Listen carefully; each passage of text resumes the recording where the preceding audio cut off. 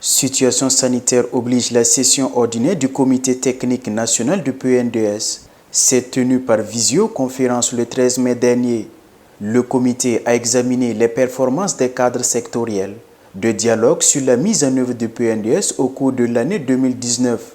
Des conclusions de cette session, il ressort que dans le secteur de l'industrie, le PIB s'est situé à 20,5% en 2019 pour une cible de 21,5% attendue en 2020. Toutefois, le comité précise que le développement de l'activité de la manufacture tarde à se sentir malgré la réalisation des unités industrielles de transformation de coton.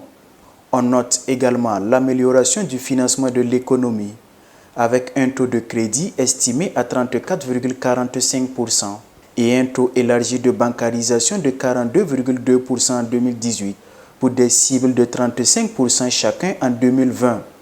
On en est, à terme de mobilisation des ressources des partenaires, à une mobilisation qui avoisine les 75%, 80% déjà du besoin de financement qui avait été donc exprimé.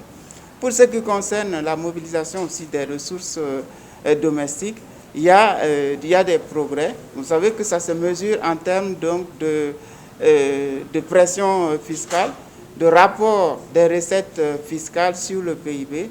Et à ce niveau-là, donc malgré le contexte économique qui est très difficile, notre pays a atteint un taux de pression fiscale de plus de 17% de pression fiscale du PIB, donc ce qui est une performance relativement appréciable. L'accentuation des attaques terroristes et les revendications sociales ont fini par entraîner une croissance économique de 5,7% contre une croissance escomptée de 6%. À cela s'ajoute le déblocage tardif des ressources du budget de l'État au profit de certaines structures. Il y a eu effectivement cette difficulté qui est revenue régulièrement. Bon, les années écoulées, il y a eu souvent déjà des opérations de régulation budgétaire, donc de réaménagement du budget, une fois qu'il est sorti donc, de l'Assemblée nationale, une fois l'autorisation parlementaire obtenue.